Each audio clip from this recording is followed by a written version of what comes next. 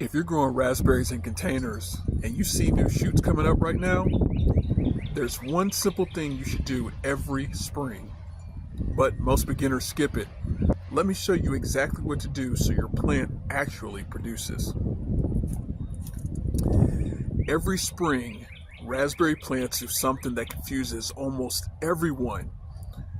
You have old brown canes from last year, and you suddenly see new green shoots coming up from the soil. So the question becomes, do you leave the old ones, or do you cut them down? Or do you leave everything and hope for the best? And while option number 3 would be the easiest, that's actually where the problems start.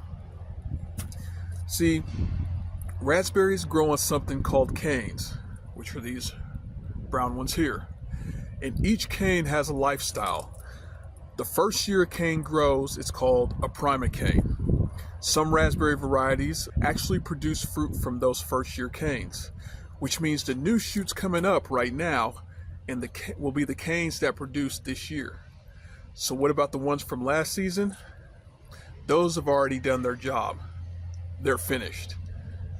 So if you're growing primocane raspberries in containers like this one here, the easiest thing to do is this.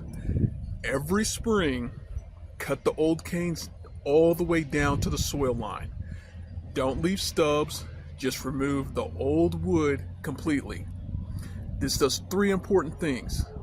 First, it reduces crowding. Second, it improves airflow. And third, it forces the plant to focus all of its energy on the new canes that'll produce this season. Now, if you're growing raspberries in containers, okay, then there's one more step that I don't want you to miss that most beginners do. You don't want too many canes competing for space. In a 10-gallon container, the sweet spot is about 3 to 5 strong canes. So as the new shoots grow, the strongest ones, keep the strongest ones and remove the weaker crowded shoots. This helps the plant produce bigger berries and stronger growth. So over the next couple of months, these canes will grow quickly. Most container raspberries reach about 4 to 5 feet tall when grown correctly with enough space. Then later in the season, usually late summer into fall, those same canes will start producing fruit. So the shoots you see today are actually this year's harvest starting. So this just proves that growing your own food doesn't have to be complicated.